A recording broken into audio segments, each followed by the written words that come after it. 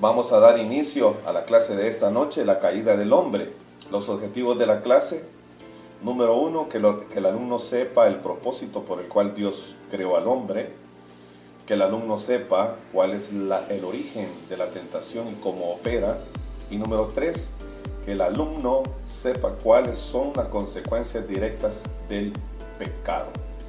Como ustedes saben, pues ya la clase pasada terminó, la hicimos en 2 partes, se llamaba el pecado, y ahora pues vamos a la siguiente clase, que se llama la caída del hombre.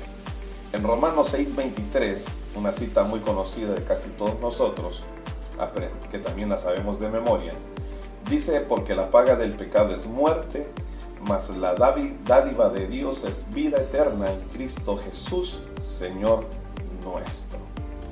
Así que la paga del pecado es muerte, eso lo tenemos bien claro, pero en Cristo hay vida abundante.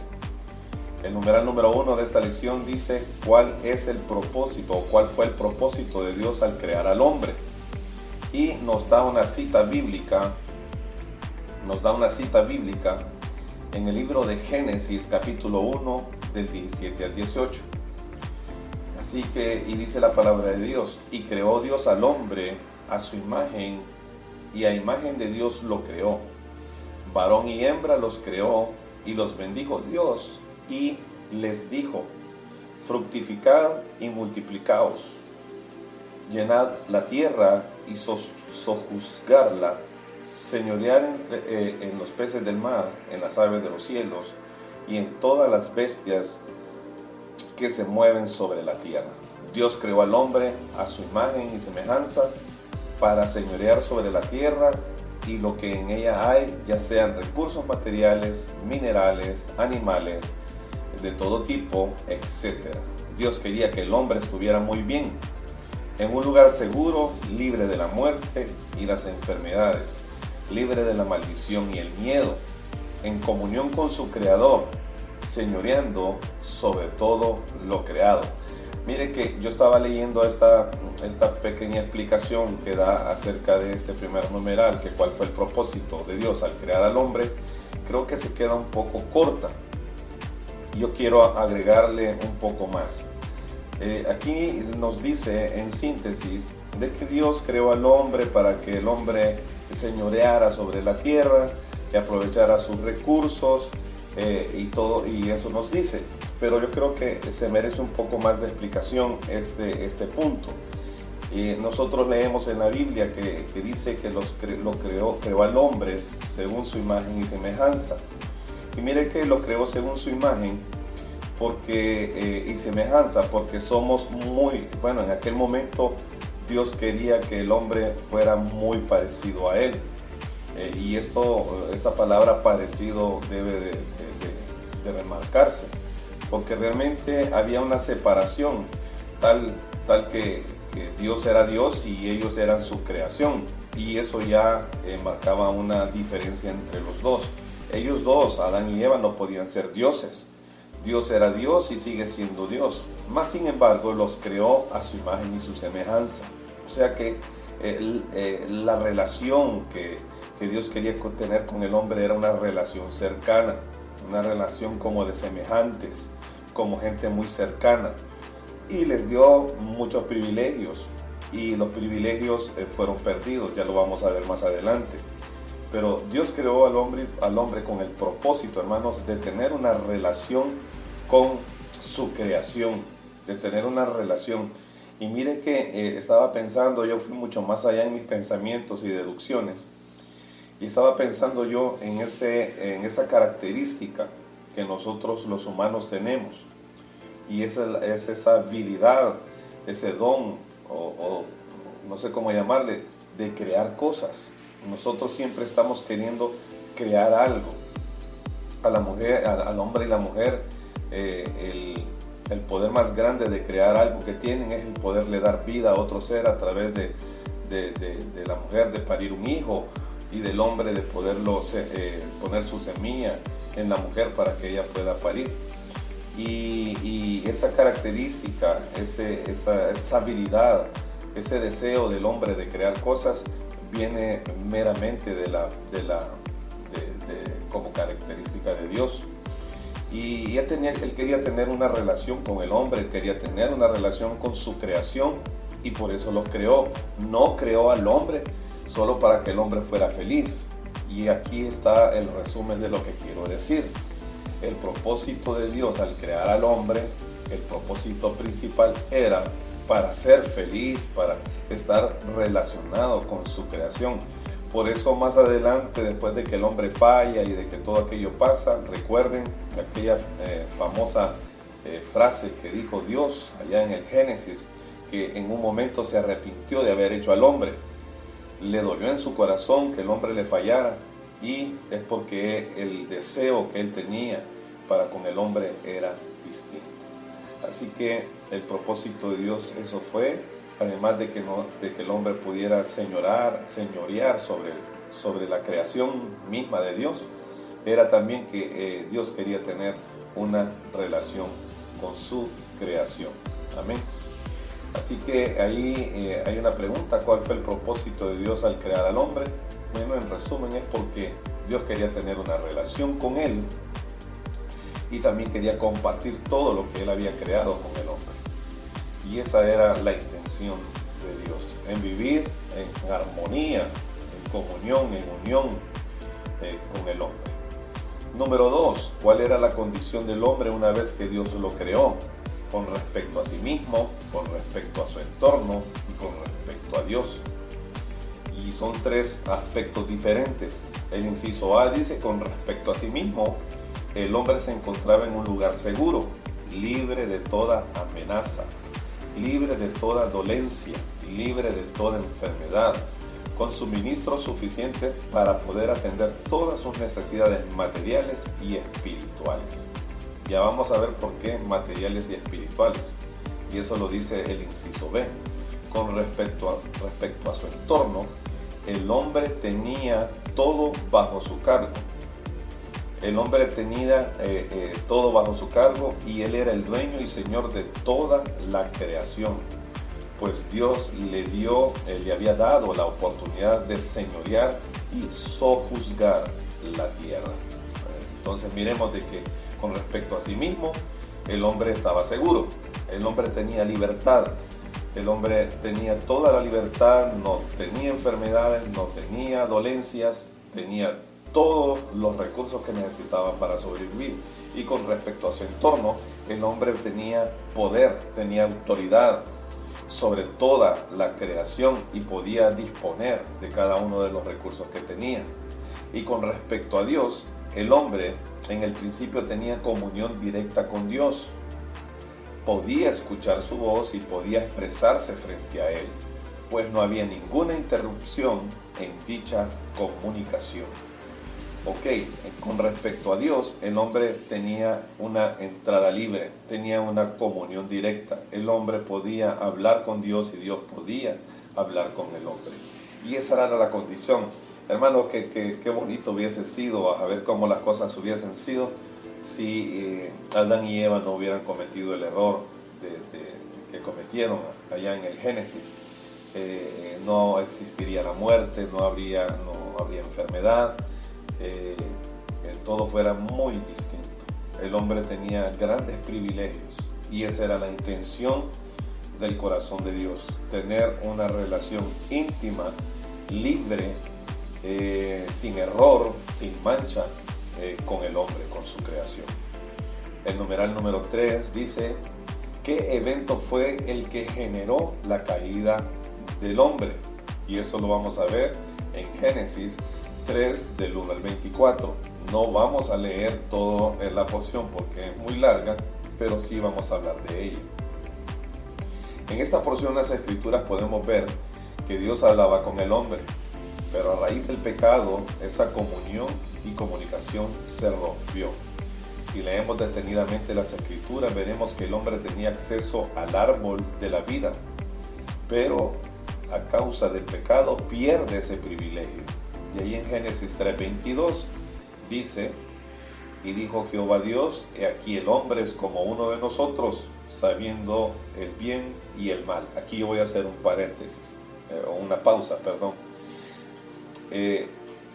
Imagínense la condición hasta aquí la condición del hombre es que ellos no sabían entre el bien y el mal, por eso se podían ver desnudos y no había ninguna mala intención, una mala mirada, un mal pensamiento, porque ellos no estaban conscientes ni de lo bueno ni de lo malo, simplemente todo era natural. No existía el bien y el mal, lo que existía era algo natural, una manera de vivir natural. Y dice y sigue diciendo: ahora pues, que no alargue su mano y tome también del árbol de la vida y coma y viva para siempre. Mire, yo no sé si usted se había puesto a pensar detenidamente en este versículo que acabamos de leer en Génesis 3:22. Ahí en esa parte donde dice sabiendo el bien y el mal. Significa, hermanos, que antes de esto Adán y Eva eran completamente inocentes. No había una semilla, no había ni una pizca, no había ningún leve pensamiento acerca de lo malo. Eran simple y sencillamente inocentes. Eso es lo que existía antes de que ellos comieran del árbol del bien y el mal, ¿verdad? Así que dijo el Señor, dijo Dios: ahora pues, que no alargue también su mano y tome también del árbol de la vida y coma y viva para siempre. Hay alguien allí que hace un chiste, un predicador, y dice: bueno, si metió la pata hubiera metido las dos. Dice: ¿por qué no comió del otro árbol y también fuéramos eternos? Dice. Pero la voluntad de Dios no era esa. Los planes del Señor eran distintos. El hombre tuvo la oportunidad de vivir para siempre y tener comunicación permanente con Dios, pero su pecado de desobediencia hace que caiga de la presencia de Dios, y esto rompe su comunión y comunicación con Él. El hombre muere espiritualmente y físicamente, pues Génesis 3:22 nos da a entender que si él comía del árbol de la vida, viviría para siempre. Pero él pierde esta oportunidad a causa de su pecado, porque es expulsado del huerto del Edén. ¿Ok?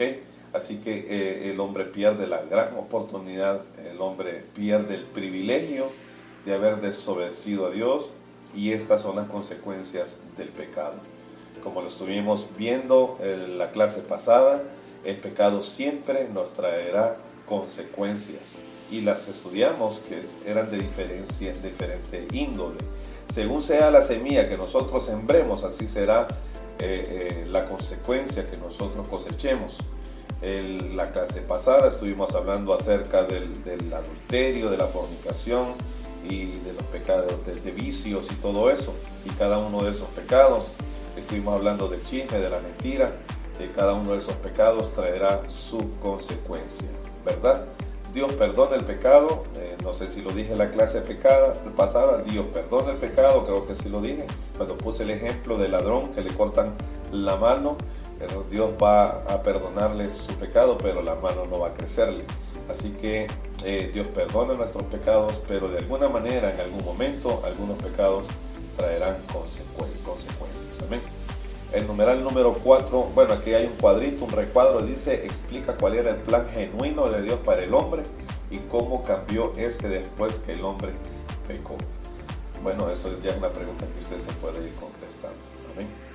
El numeral número 4 dice: ¿puede el hombre ser tentado de parte de Dios? Santiago, del capítulo 1, versículo 13 al 14, dice: cuando alguno es tentado, no diga que es tentado de parte de Dios, porque Dios no puede ser tentado por el mal, ni Él tienta a nadie, sino que cada uno es tentado cuando de su propia concupiscencia es atraído y seducido.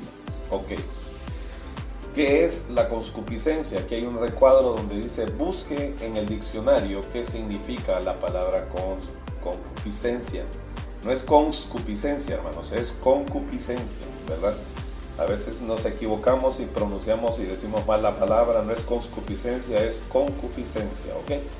El versículo anterior nos enseña que Dios no tienta a nadie.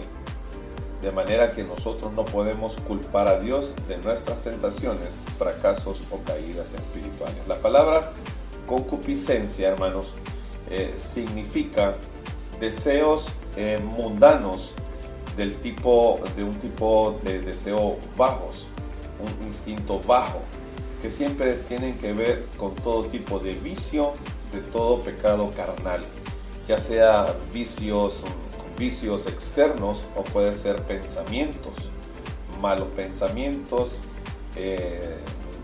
planes macabros. Esa es concupiscencia, es el deseo incontrolable por llevar a cabo deseos carnales, no solamente del tipo sexual, sino también tiene que ver con vicios, por ejemplo, con pornografía, con drogas, con alcohol, con tabaquismo y todo aquello que se pueda convertir en un vicio que dañe la relación del hombre con Dios, ¿verdad? Así que la concupiscencia eso es. Y el numeral número 4 dice, ¿puede el hombre ser tentado de parte de Dios? Pues ya lo leímos en Santiago 1, 13, 14, de que Dios no tienta a nadie, sino que cada uno es tentado de su propia concupiscencia. Hermanos, muchas veces el diablo no tiene nada que ver con nuestro pecado, sino que del deseo que tenemos, ese deseo que no ha sido entregado al Señor. De ese mismo deseo sale el pecado. Y más adelante vamos a leer que el pecado da a la luz la muerte, ¿verdad? Entonces, cuando nosotros tenemos algún tipo de problema de este tipo, un problema de este tipo, que vienen deseos de ese tipo por la concupiscencia que tenemos dentro de nosotros, en nuestro interior, la única manera, hermanos, es entregar cada una de esas áreas de nuestra vida al Señor para que Él pueda manifestarse de una manera poderosa. Amén. Y renunciar es no volver a tocar, renunciar es no volver atrás, renunciar es no volver a hacerlo, ¿verdad? Entonces, eso es lo que nos dice el numeral número 4. El numeral número 5 dice cuál es el proceso mediante el cual el hombre puede caer en pecado. En el proceso mediante el cual el hombre es tentado podemos identificar al menos dos fuentes. Óigalo bien, dos fuentes. Esto se pone interesante. Número A, o inciso A, el espíritu de la potestad del aire. Y eso lo vemos en Efesios capítulo número 2, versículo 1 y 2. Y dice así, y Él os dio vida a vosotros cuando estabais muertos en vuestros delitos y pecados, en los cuales anduvisteis en otro tiempo, sabiendo la corriente de este mundo, conforme al príncipe de la potestad del aire, el espíritu que ahora opera en los hijos de desobediencia. La palabra de Dios nos enseña que existen espíritus en los aires. Ok, aquí también voy a hacer una pausa. Aunque esto parece ser muy místico para un gran sector de cristianos, realmente yo pienso, por la experiencia que he vivido en Cristo durante todos estos años, sí puedo creer, aunque se vea muy místico, sí puedo creer de que en el aire existen espíritus que estorban, espíritus que influencian la vida de los cristianos y no digamos la vida de los no cristianos. Y estos tratan de manipular el comportamiento de las personas, empujándolas, intentándolas para que procedan de forma contraria a la voluntad de Dios. Y ustedes también, yo creo que han experimentado en alguna ocasión que algunos ambientes no son propicios para, por ejemplo, para que haya milagros. Algunos ambientes no son propicios para que se puedan dar cosas buenas. Hay ambientes horribles, hay ambientes feos. Sí creo también que en los aires, territorialmente hablando, existen potestades que se apoderan de territorios y que estos territorios son influenciados con diferentes tipos de pecados. Mire, lo que estoy hablando ahorita, hermanos, es bien serio, es bien profundo, que si nosotros lo estudiamos más a fondo, aunque es muy peligroso estudiar esto muy a fondo porque hay personas que se equivocan, hay otras personas que se vuelven fanáticos, hay otras personas que se confunden, hay otras personas que cruzan los límites y no lo hacen conforme a la voluntad de Dios o no tienen cuidado al estudiar estos temas. Pero sí yo creo de que en diferentes territorios, hay diferentes territorios donde se mueven diferentes tipos de espíritus o potestades en los aires que cambian el comportamiento de las personas. Yo le he enseñado a ustedes y si no, pues lo recuerda, se lo recuerdo. Por ejemplo, yo en Nicaragua pude experimentar algo que estaba bien marcado. Pude ver algo que era bien marcado ahí en ese territorio nicaragüense. Por ejemplo, el alcoholismo. No digo de que aquí en Honduras no hayan borrachos. Lo que yo digo, hermanos, es que allá es exagerado. Tanto el hombre como la mujer tienen unas ataduras al alcoholismo increíbles.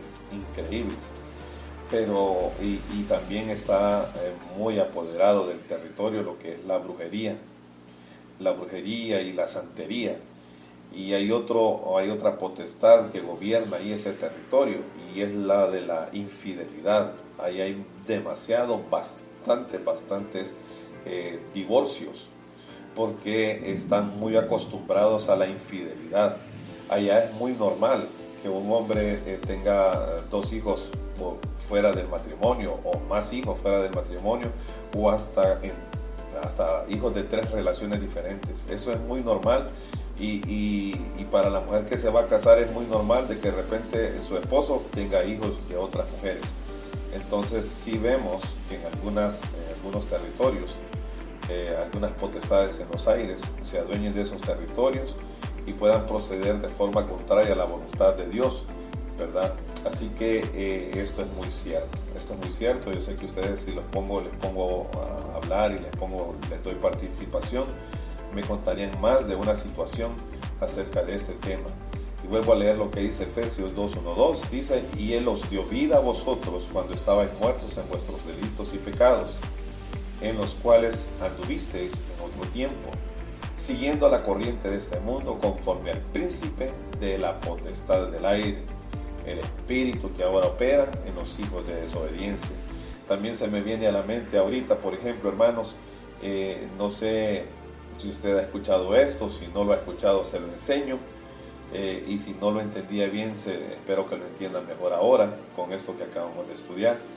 Fíjese que yo he experimentado algo en la iglesia. Mire, lo que le estoy hablando es algo bien, ¿cómo le podría decir? Íntimo, personal, no sé cómo llamarle, pero es algo que a mí me ha pasado y lo quiero compartir con ustedes. Hermanos, hay días, hay domingos que hay oposición espiritual. Yo no lo puedo decir públicamente que hay oposición y que ande en pecado ni nada de eso, pero sí muchas veces se siente la oposición espiritual, que de repente hay pecado, de que de repente hay algo ahí en los aires que anda estorbando y lo único que uno hace es someterse a la voluntad de Dios y decirle: Señor, haz lo que tú quieras, como tú quieras, y es bien terrible. Yo en ocasiones he estado predicando y en momentos viene algo ahí tremendo, oscuro, que de repente lo quiere perder a uno de la prédica o quiere distraerlo o quiere arruinar el mensaje. Son cosas que se experimentan. También esto lo experimentan bastante los hermanos que trabajan en lo que sirven en el ministerio de alabanza, ¿verdad? Por eso es necesario un cuerpo de gente que esté orando el domingo en la iglesia, gente entendida, no fanática, no mística, sino gente bien entendida en este asunto. En el inciso B dice: el viejo hombre lleno de sus concupiscencias e iniquidad.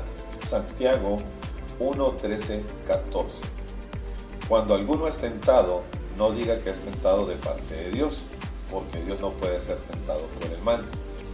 Ni Él tienta a nadie, sino que cada uno es tentado cuando de su propia concupiscencia es atraído y seducido. Entonces la concupiscencia, después que ha concebido, da a luz el pecado. Y el pecado, siendo consumado, da a luz la muerte. Mire que no empieza de un solo. Nadie va y comete el error de un solo, sino que empieza como un pequeño pensamiento, una pequeña idea, que cuando uno le da más, le da pensamiento y empieza a darle más pensamiento a esa idea, se va convirtiendo en un deseo más fuerte, en un deseo más fuerte, en un deseo más fuerte, hasta que es consumado, porque sus deseos se van despertando. Su concupiscencia se está despertando y le está dando rienda suelta a sus deseos carnales. Hermanos, es muy normal que un cristiano y un no cristiano tengan pensamientos que son carnales. La diferencia entre el cristiano y el que no es cristiano es que nosotros los cristianos debemos de renunciar a un pensamiento de este tipo, para que ese pensamiento no pueda llevarnos hasta el pecado, hasta consumar el pecado. Así que a veces somos bien religiosos, a veces nos hemos sido mal enseñados, como estuve hablando yo el domingo en la iglesia acerca de la mala praxis religiosa que a veces nosotros practicamos. Hermanos, no se sienta usted de repente mal cuando tenga un pecado carnal. Estamos en este mundo y van a venir esos ataques. Lo que no debemos de permitir es darle rienda suelta a nuestros deseos que nos puedan llevar hasta la consumación de un pecado, ¿verdad? Según el versículo anterior, una fuente de tentación es la concupiscencia que habita en el hombre. ¿A dónde habita, hermano? En el hombre, porque somos carnales, la que es consecuencia de la iniquidad o maldad que habita en la persona no restaurada. Mire qué interesante esto, no restaurada. Por eso le decía yo anteriormente, debemos de entregar, si tenemos un área difícil en la cual nosotros luchamos mucho, luchamos tanto, debemos de entregársela al Señor, dársela al Señor, renunciar a ella, para que nosotros podamos ser libres y no estar atados a una situación de esta. La única manera de superar tal tentación es renunciando al viejo hombre y viviendo una vida conforme a la voluntad de Dios y a la guía del Espíritu Santo. Del Espíritu Santo. Voy a volverlo a decir, del Espíritu Santo. Hermano, si usted no peca y se siente tranquilo, hermano, ahí hay algo que usted tiene que resolver, y es ver si realmente usted ha nacido de nuevo. Cuando usted peca y no se siente bien y hay un gran peso en su conciencia y no puede estar tranquilo, es porque el Espíritu Santo le ha redarguido, le ha avisado, le ha dicho: has fallado, y es necesidad del arrepentimiento. Amén. Gloria al Señor. Dice, escribe algunos ejemplos mediante los cuales el hombre puede caer en pecado, según el espíritu de la potestad del aire y el viejo hombre. Bueno, eso ya lo vimos anteriormente. Usted vaya anotando ahí, yo le voy a pasar estos recursos. Usted va a estudiar muy bien y usted va a poder contestar estas preguntas. Numeral número 6. ¿Qué consecuencias tuvo la caída del hombre? Para Adán, para Eva y para Dios. Génesis 3, 23-24 dice: y lo sacó Jehová del huerto del Edén, para que labrase la tierra de que fue tomado. Echó pues fuera al hombre y puso al oriente del huerto de Edén querubines y una espada encendida que se revolvía por todos lados para guardar el camino del árbol de la vida. Bueno, imagínense el Señor tomando precauciones. Dice, si ya comió del árbol del bien y el mal, no vaya a ser que vaya a comer también del árbol de la vida eterna y sea igual que nosotros, eterno. Entonces mejor lo sacó del huerto del Edén y puso guardianes, y además de guardianes puso una espada encendida para que Adán y Eva no volvieran a tener acceso al huerto del Edén. Hermanos, el pecado nos separa del Señor, el pecado nos separa de Dios. Por eso es que cada vez que nosotros pecamos debemos de ir en arrepentimiento y decirle al Señor: perdona mis pecados, y eso se vuelve en el remedio, en la solución para poder tener una vez más intimidad con nuestro Señor. A continuación describimos las consecuencias de esta caída. Romanos 5:12 dice así: por tanto, como el pecado entró en el mundo por un hombre, este fue por Adán, ¿verdad? Ahí ustedes ya saben, fue por Adán. Como el pecado entró en el mundo por un hombre, por el pecado la muerte. Así la muerte pasó a todos los hombres por cuanto todos pecaron. Aquí de esta muerte que está hablando aquí Romanos 5:12, podría hablarse de las dos muertes. Usted sabe que nosotros sufrimos dos muertes: la muerte física y la muerte espiritual si nosotros no estamos en Cristo. Pero si nosotros estamos en Cristo, solo vamos a sufrir la primera muerte, que es la muerte del cuerpo físico, pero no vamos a ver la segunda muerte, porque el que está en Cristo tiene vida eterna. Amén. Así que las consecuencias están aquí enumeradas. Y el inciso A dice: pérdida de la comunicación directa con Dios, lo que llamamos muerte espiritual.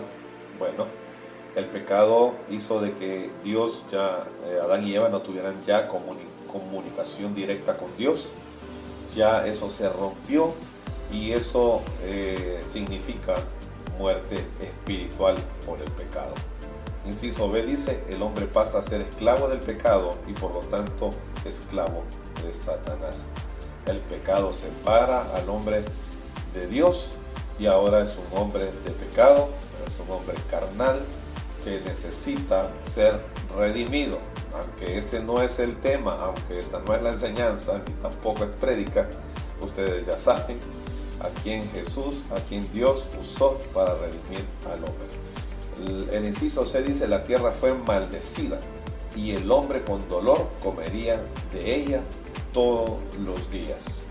Por eso es que cada quien sale a trabajar todos los días, es por eso que el dinero cuesta tanto, es por eso que la vida se ha vuelto muy difícil, y más en estos tiempos. Si no hubiese sido que Adancito y Evita no hubieran pecado, pero Dios nos dio una solución, a Jesús. Amén. El inciso D dice: multiplicación de los dolores de parto para la mujer. Fíjense que aquí no es que la mujer no iba a tener dolores al parir hijos. Y fíjese que de manera inocente también estaba dado de que los hijos los humanos se iban a multiplicar porque la mujer siempre iba a parir hijos. Solo que cuando ellos pecaron, esto cambió, porque dice que ya la mujer no iba a tener poco dolor, sino que iba a multiplicar los dolores de parto para la mujer, ¿verdad? El inciso E dice: el hombre regresaría a la tierra como polvo. Esto es la muerte física. Significa, hermanos, de que esto significa, imagínese usted, significa de que el hombre iba a llegar hasta cierta edad o hasta cierto desarrollo físico, según explicaba un teólogo hace días, y yo lo escuché, y dice que no íbamos a envejecer, el hombre iba a llegar hasta cierta característica física en la cual no fuera ni tan joven ni tan viejo, y que se iba a quedar así. No iban a envejecer y tampoco íbamos a ver la muerte. El hombre iba a ser eterno sobre la tierra. Pero fíjense que esto va a regresar en los 1000 años. En los 1000 años, que esa es otra prédica y enseñanza del Apocalipsis, cuando ya Cristo venga por su iglesia, nosotros regresaremos a la tierra y reinaremos 1000 años en la tierra con Él. Y ahí no va a haber trabajo, no va a haber maldad, no va a haber asesinato, no va a haber esto, no va a haber lo otro, sino que va a ser la tierra como la soñó el Señor Dios allá en el inicio, en el Génesis. Y el F dice: Dios entregaría a su único hijo por nosotros en la cruz del Calvario. Esto es lo que sufrió Dios. Mire, todo lo anterior es lo que sufrió Eva y Adán. Pero mire, el F dice: Dios entregaría a su único hijo por nosotros en la cruz del Calvario. Además de que Dios sufrió la traición de Adán y Eva. Además de eso, sufriría el dar a su hijo para morir en la cruz del Calvario para redimir el pecado del hombre. ¿Okay? En resumen, podemos decir que cuando el hombre cae en desobediencia, pierde las bendiciones de Dios y pasa a un estado de esclavitud del pecado, sujeto a la maldición espiritual, separado de Dios y en camino a la muerte eterna, ¿verdad? Cuando el hombre cae en desobediencia, pierde las bendiciones y hay maldición. Lo que era para bendición se vuelve maldición. Escribe, dice, las consecuencias del pecado de Adán. Bueno, ya las leímos ahí arriba. Esto está muy fácil de contestar. Numeral número 7 dice: ¿podría el hombre ser restaurado en su relación con Dios? Lo vuelvo a preguntar, hermanos. ¿Podría el hombre ser restaurado en su relación con Dios? Bueno, mire este dibujito me lo dice todo. Ese dibujito que usted ve aquí me lo dice todo. El hombre, Jesucristo y Cristo y Dios. Esta plataforma que se mira abajo en el dibujito, que está rota, ahí hay una hendidura. Esa hendidura fue formada o hecha o provocada por el pecado. Y lo único que nos puede unir a Dios es el sacrificio de Jesús en la cruz del Calvario. Y la cruz hace un puente entre Dios y nosotros. Y a través de Jesucristo es que nosotros tenemos cercanía con Dios. Qué hermoso. Qué plan más hermoso el Señor, el de Dios, ¿verdad? Hay una esperanza. Cristo, la esperanza de gloria. Él vino a restablecer esa comunión que se había perdido en el huerto del Edén. Él vino a reconciliar al hombre con Dios. Mire qué tremendo. Vino a reconciliar al hombre con Dios. O sea, hermanos, que Dios estábamos separados de Dios y lo que Jesús hizo es reconciliarnos con Dios Padre. Eso fue lo que hizo, reconciliarnos con Él, volvernos a unir a Dios a través del sacrificio en la cruz. Romanos 5:17 dice: pues si por la transgresión de un solo hombre, Adán, reinó la muerte, mucho más reinará en vida por uno solo, Jesucristo, los que reciban abundancia de gracia y del don de la justicia. Qué tremenda palabra. Primera de Corintios 15:21, porque cuando la muerte entró por un hombre, Adán, también por un hombre, Jesús, la resurrección de los muertos. Un plan sencillo de entenderlo, un plan perfecto en contra de la maldad, en contra del pecado, en contra de Satanás, en contra del diablo. No pudo haber un plan más grande, no pudo haber una idea más grande de Dios que darnos a Jesucristo para reconciliarnos con Él. Aleluya. Jesús es nuestro único camino al Padre. Él es quien nos conecta con Dios. Esa fue su misión en la tierra, restablecer ese vínculo, esa relación, esa comunión con Dios. Hermanos, entender esto es una gran revelación. Nosotros no podemos quitarle a Jesús el privilegio de que Él fue quien fue usado por Dios para reconciliarnos con Él. No es a través de sacrificios, no es a través la palabra se me fue, no es a través de penitencias, no es a través de castigos, no es a través de rezos, no es a través de nada, hermanos. Solo la persona de Jesucristo, solo la persona de Jesucristo nos relaciona con Dios, nos reconcilia con Dios. Si nosotros entendemos esto, es la mejor y más grande revelación que nosotros podemos tener. Y así nosotros no le vamos a dar el privilegio o darle atributos a algo más que no sea Jesús de hacerlo. Nadie más, ni nada más, hermano, puede unirnos a Dios que Jesucristo. En ese espacio, en esa grieta, en ese abismo que fue creado por el pecado, no existe otro puente sino que la cruz. No hay sacrificio que usted y yo podamos hacer, No hay nada que nosotros podamos hacer para que eso suceda. Lo único que nosotros podemos hacer es recibir a Cristo, aceptar el sacrificio de Jesús en la cruz del Calvario, aceptar que esa cruz nos une una vez más a Jesús, a Dios, y eso es la revelación más linda y hermosa que nosotros podamos entender. Amén. Pues si por el pecado de Adán entró la muerte a la humanidad, por la obediencia de Jesús hay vida y vida eterna. Jesús, hermanos, Jesús vino a darnos vida, a restablecer lo que se había roto. Solo Él. Romanos 5:19 dice, porque así como por la desobediencia de un hombre los muchos fueron constituidos pecadores, así también por la obediencia de uno los muchos serán constituidos justos. Mire, ya leímos Romanos 5:19, ya leímos también 1 Corintios 5:21, ya leímos también Romanos 5:17, y más arriba leímos todavía 2 versículos más donde se nos aclara, se nos confirma que solo Jesús es la persona que nos une a Dios. Primera de Timoteo 2:5 dice, porque hay un solo Dios, y lo vuelve a decir otro versículo más, porque hay un solo Dios y un solo mediador entre Dios y los hombres, Jesucristo hombre. Hermanos, y esto no es tan difícil de entenderlo. El problema es que la gente no estudia la palabra de Dios. El problema es que la gente no lee la Biblia. Ese es el problema.